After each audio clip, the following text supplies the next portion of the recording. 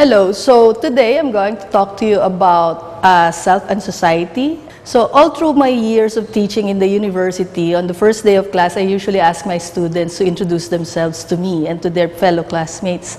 I would just pose a question, try to answer the question, who are you? And most of them would, in the course of describing themselves, would ultimately say that they are, at their age, still in search of who they really are. One reason why they would take a course, for example, on being Filipino or on social psychology, one reason would be to have a better understanding of who they are and to discover their nature as a person, as a Filipino. So, this course on self and society would try to introduce the concept of the self as a social construction. It challenges the notion that you have a concept of who you are, of yourself, at birth.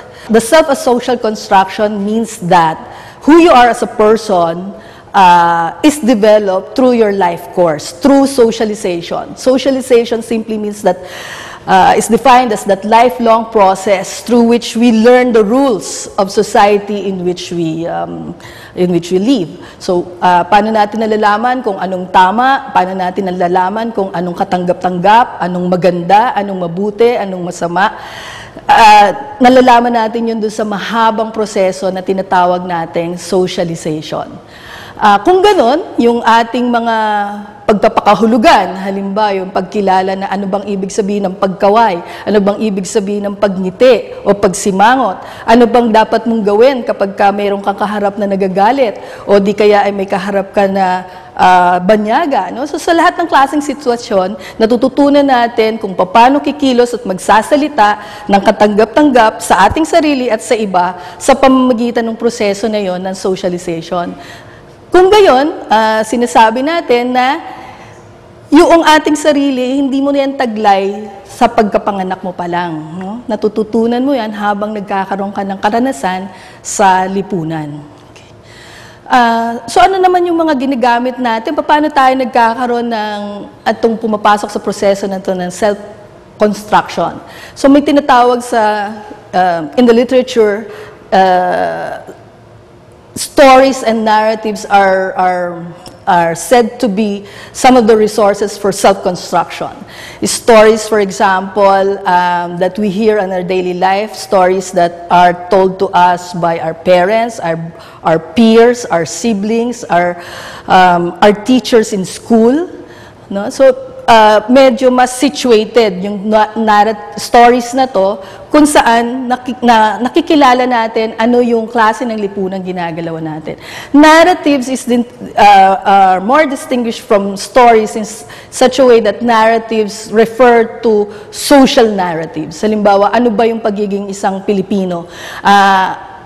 Yung pagiging, paano ba natin kinakilala ang sino ba ang isang bayaning Pilipino? Diba? These are narratives that encompass different life stories, different social stories in which different individuals belong. Stories and narratives help individuals define who they are. And also, in that process of socialization, we learn about the different social roles, identities.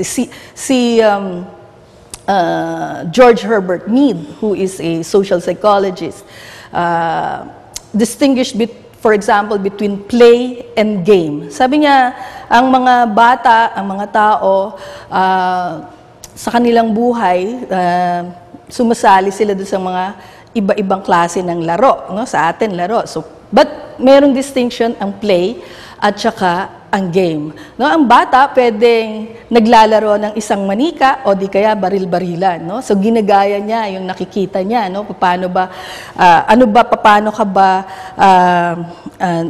nakikipaglaro halimbawa sa isang manika, no? Paano ka gumagamit ng baril-barilan? So that's play. Pero habang umuunlad yung dumadami yung karanasan ng batang to, pumapasok, ready na rin siya eventually mag-participate sa tinatawag nating game. Iba yung game kasi yung game meron kang ibang mga tao, batang kalaro. At yung batang mga kalaro mo, may kanya-kanyang role na ginagampanan dun sa game nyo. Halimbawa, game ng basketball. So, merong taga-dribble, merong taga-depensa, merong taga-shoot, so meron kayong iba-ibang role na ginagampanan dun sa play. No? At dahil alam mo kung ano yung role mo, at ina-anticipate, naiintindihan mo rin kung ano yung role ng iba, doon mo nape-predict ano ba yung tamang gagawin.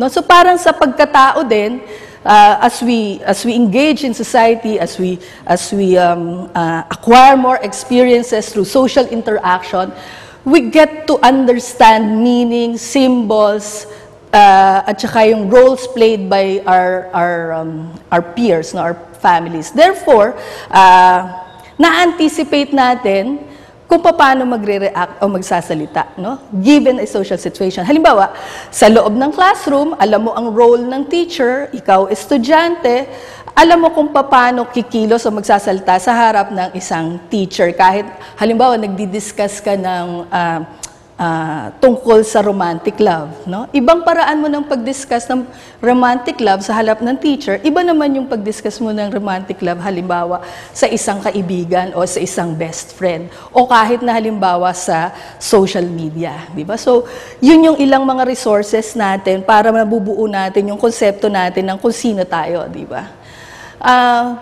At isang pang fascinating na idea na gusto nating i-discuss ay yung konsepto that non-human objects actually contribute, is actually a resource for self-construction. Parang ang fascinating doon, tatanong mo, ano bang kinalaman ng bundok o ng bato o ng isang building sa pagkaintindi ko kung sino ako, di ba? From a psychological point of view, hindi ba who you are is basically a function of memory, of mind, of psychology. No, but from a more sociological perspective, it is argued that even non-human objects contribute to our definition of who we are. Non-human objects contribute to our understanding of a specific social situation. Kung ganun, halimbawa, mayroong isang article dati si Professor Randy David, dinidiscuss niya, noong nagkaroon ng lahar, no, sa Pampanga. So maraming bahay, simbahan, eskwelahan, yung nabura ng lahar na ito, no? At so yung mga nagsilikas nung bumalik sila doon sa kanilang kinaroroonan dati nung kanilang mga tahanan, kinausap sila at parang sila ay kung i-describe mo nawawala sa sarili. Hindi ba kasi pagdating mo doon, lahat ng symbols, lahat ng mga pwedeng magpaalala sa'yo kung ano yung pinagdaanan mo nung bata ka, di ba, saan ka nag-aral, no, saan ka nadula, saan ka nadapa, experiences, memories that eventually become your story, your biography. Di ba? Tapos biglang nabura, biglang nawala. So, ang isang apt na description is nawawala ka sa sarili, di ba? Kasi parang hindi mo na ma-recognize kung nasaan ka. Ganon din yung nangyari dun sa isang war veteran, no? Nung death march, nung Second World War, naaalala niya lahat ng mga lugar kung saan, sabi niya, dito yung lugar kung saan natumba yung kanyang kaibigan at eventually namatay. So, lahat yun tinatandaan niya. Tapos, 50 years later or so, binalikan niya na, hindi niya na ma-recognize. So, nalulungkot siya, nasasaktan siya, kasi parang isang malaking bahagi ng buhay niya yung nawala, hindi ba? So, the point being, yung who we are is not necessarily just inside us. Yung lahat ng bagay na nasa paligid natin, tao, bagay, no? Physical, social, etc., ideas, concepts, lahat yan ay nagagamit natin para buuin kung sino yung sasabihin nating tayo. Our biography, our understanding of who we are, our values, how do we define beauty, for example, or a meaningful life, lahat yun ay nanggagaling doon sa karanasan natin, interaction natin sa iba't ibang mga bagay, tao man o hindi, o material. At kung ganon, dapat maintindihan natin na dahil yung socialization, lifelong process, no, magmula ipanganak ka hanggang sa pagtanda mo na, sa bawat yugto ng buhay mo, nagkakaroon ng iba't ibang resources na pwede mong gamitin kung paano mo bubuuin ang sarili. Hindi ba? Interesting yun kasi ibig sabihin, magmula sa pagkabata hanggang pagkatanda, pwedeng nag-iiba-iba ang definition mo ng kung sino ka. Na dati, parang ang hirap tanggapin nun, di ba? Kasi kung ang paniniwala mo, katulad ng sinasabi ng mga ancient philosophers, no, na at birth, meron ka ng defined function o di kaya ay soul. Na at ang mission mo sa buhay ay hanapin, intindihin, maunawaan kung ano yung nature mo. No? Pero kung wala kang human nature, kung wala yun, wala yung core, wala yung nature na yun, kaya nga, nagkakaroon ng fascinating conclusion na sa bawat yugto ng buhay mo, pwede palang ikaw ay nagbabago ng istorya tungkol sa sino ka. Hindi necessarily na ikaw ay nasisiraan ng bait, no? Kung iniiba mo yung definition mo nung kung sino ka. Yun lamang ay reflection nung kung paano ka nag-i-interact sa iyong kapaligiran. Okay. Si Michel Foucault, ang argument niya, so ganun, self is social construction. Kine-create pala ng society through many social institutions, yung kung sino ka bilang tao. So, tinulak pa ni Michel Foucault yung ganong klaseng definition of self. Sabi niya, actually, the self, yung sino tayo, is a product of his specifically configured power relations. Ibig sabihin, tayo bilang mga tao, yung paniwala natin kung sino tayo, ay hindi nanggaling sa sarili nating pagpili, hindi natin nanggaling sa sarili nating desisyon. Tayo ay hinuhulma ng ating mga institusyon. At yung ating mga institusyon ay nakadisenyo batay sa isang konfigurasyon ng kapangyarihan. So Michel Foucault argues that socialization as a process is repressive. The person that is created is a person who is designed to be a conduit for social control, rather than a person who is imbued with rights and resources to achieve personal freedom. No?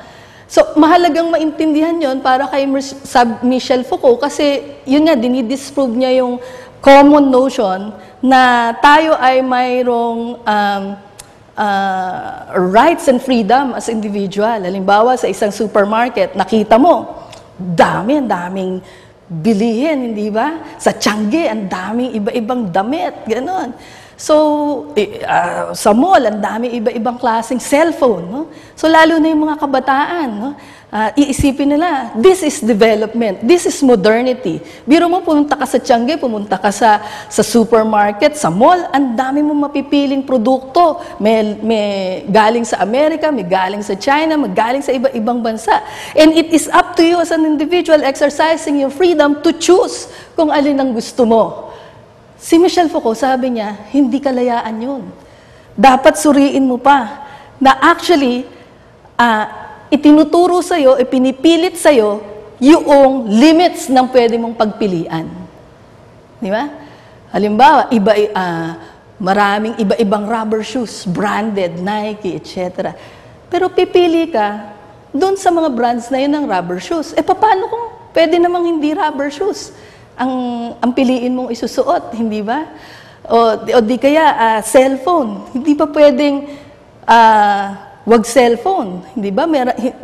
Mas magiging sophisticated ka ba kung meron kang ganong klaseng gadget? So, akala natin we are exercising freedom, but actually those freedoms are limited. And those limits are defined for us by forces that are more powerful than us. And these are embodied in so-called social institutions, no? Political institutions, economic institutions. Suffice it to say na ang implication ng sinasabi ni Michel Foucault na the self is in fact a discourse, who you are, the way we dress up. We become conduits of power. Di ba?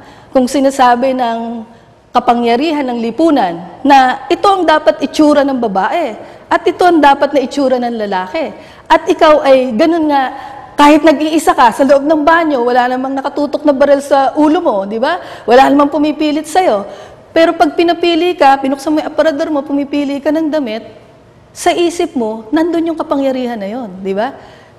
Kaya magdidesisyon ka ngayon, ay, etong gusto kong isuot kasi para wag akong pagtawanan, wag akong laitin, o di kaya wag akong i-ostracize, o di kaya wag akong i-label as sira ang ulo, o di kaya weird, di ba? So, tayo mismo, in the exercise of our so-called freedom, becomes conduit of power that has defined what is acceptable, what is right, what is beautiful, etc. So, kung ganon, hindi mo pala kailangang i-discover kung sino ka. Kasi wala yun, no? Wala sa loob mo yun. You're not born with it. It is not your nature. Rather, ang implication ng sinasabi ni Michel Foucault, ang kailangan mo, i-deconstruct yung pagkaunawa mo. Ibig sabihin, tanggalin mo yung blinders mo. I-challenge mo lahat ng assumptions mo. No? Yung pagkaunawa mo sa sarili mo, i-doubt mo. Bakit ganyan ko? Nauunawaan ng sarili ko, ano yung mga naging impluwensya sa akin ng paaralan, ng pamilya, ng simbahan, ng media, ng social network, etc. Okay. Kaya lang, ang isang problema naman dun sa ganung klaseng pagtingin, although makapangyarihan at useful siya para mas maging critical tayo, nakakalimutan, parang ang implikasyon naman niya, di tayo pala ay mga robot ng lipunan. So, nasan manggagaling ang pagbabago, di ba? Parang napaka-helpless and hopeless pala natin against these social institutions that define us, no? That exercise power over us. Ang solusyon doon, nakita ng ilang mga scholars, ay bumalik tayo doon sa literature ni George Herbert Mead, no? Binanggit ko nga kanina. Si George Herbert Mead, siya kasi yung unang nag-introduce ng idea na yung mind, yung self, no, ay socially constructed. But more than that, George Herbert Mead also argued that the individual, the self, is an embodied agent capable of reflexivity. Ibig sabihin, ang kaibahan ng tao sa hayop, ang tao kaya niyang mag-reflect, mag-isip at magsuri dun sa lahat ng kanyang nararanasan. No? So, lahat tayo, sabing ganon, ba't yung mga animals naman, nagre-react din naman sa symbols and signs, di ba? Parang tao din. Pero ang kaibahan ng tao sa hayop ay mayroon tayong mas sophisticated na mga system ng symbols at saka signs. No? So, ibig sabihin, yung social experience natin, mas komplikado kaysa sa mga hayop. Kaya nating, hindi tayo nagre-react based on instinct o di kaya ay based on learning lamang. No? Na parang, alam mo, yung pagka may kumililing, may lalabas na pagkain, kaya may kakainin ka. Kaya pagka lagi-laging na-experience mo, pag may kumililing, kahit na wala kang nakikitang pagkain, magugutom ka kasi alam mo kasunod nung pagkain na. Sa hayop yun, di ba? Pero sa tao, maraming ibang pwedeng interpretasyon, halimbawa, di ba, na pwede mong maging batayan kung paano ka magre-react. So, we don't act based on instinct lamang o di kaya ay memory. We also act on the basis of our judgment of a situation, anticipation of reactions from others. So, pwedeng instantaneous yun dahil almost second nature na, akala mo natural. Pero actually, napaka-komplikadong proseso yon na nagaganap sa kalooban ng isip mo at ng pagkatao mo na bago ka mag-react sa isang sitwasyon. So, ang implication nun is that for humans, the self, as a reflexive self, is also capable of problem solving. At hindi lang siya passive recipient of socialization. No? Hindi lamang siya taga-tanggap ng kapangyarihan at tagapagpanatili ng kapangyarihan yon. Yung tao ay kaya niya ring maging pinagmumula ng pagbabago. Yun yung ibig sabihin that the self is an agent. An agent simply means that you can be the cause of change. You can affect change. Okay. So the self is an agent. Katulad nga ng sinasabi ko kanina, reflexivity simply means the ability to make yourself the object of your own subjectivity. Pag nag-iisip ka, halimbawa, nakikita mo yung isang sitwasyon, pwede kang mag-isip in the third person, di ba? Nakikita mo yung sarili mo, pero dinidescribe mo yung sarili mo. Diba? Ano lang yun? Only human beings can do that. No? To imagine themselves as an object. Diba? And to judge and to decide on choose from a possible array of actions, a specific action, no, based on an anticipated reaction, di ba? So yun yung ano niya, yun yung what makes us human, ang implication sa sinasabi ni George Herbert Mead is that we can become conscious, ang reflexivity ang tawag niya. So ito ay nanggagaling sa social experience at hindi siya biological. Isang komplikado pero parang instantaneous na process ng interpretation of different meanings. So kahit na, ngayon sabi ni George Herbert Mead para sa kanya, well, so ibig sabihin, para bang ang implication, di ba, yung language and meaning. So dapat maintindihan mo muna yung lengguwahe, di ba, para ka makapag-participate sa ganong klaseng interaction, therefore makapag-ipon ka ng experience. Kaya mahal na mahal ng sociologist si George Herbert Mead kasi napaka-sociological din ng argument niya. Sinasabi niya, hindi, may primacy ang social experience sa language. So, pre-discursive. Ibig sabihin, kahit hindi ka pa nakakakuha ng language, kaya mo nang mag-engage in reflexivity. No? Yung experience na yon is not limited or conditioned by a specific language na kailangan mo muna matutunan. So, kung gayon, yung pagiging tao pala, pwede mo ring sabihin, yung the sense of self. So, is there parang a transhistorical self? Yes, there is a transhistorical self, ang implication ng ganun. But that transhistorical self does not necessarily mean a transhistorical definition of the nature of that self. Pwedeng sa iba-ibang specific periods of time, iba-iba yung nade-define na human nature o di kaya the way people understand themselves. Pwedeng iba-iba sa iba-ibang lugar, no?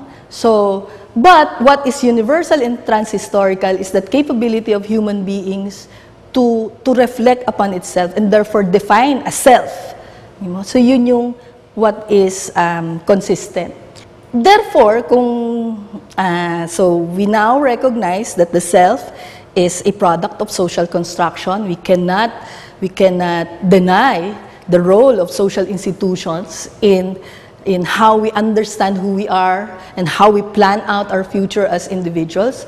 But with the understanding that, with now the consciousness that who you are could also be challenged and redefined because of the recognition that as human beings, we are capable of agency and reflexivity, then ang positive note is that social change is possible and even the achievement of personal autonomy is possible. So pwede mong i-decide ang buhay mo, no?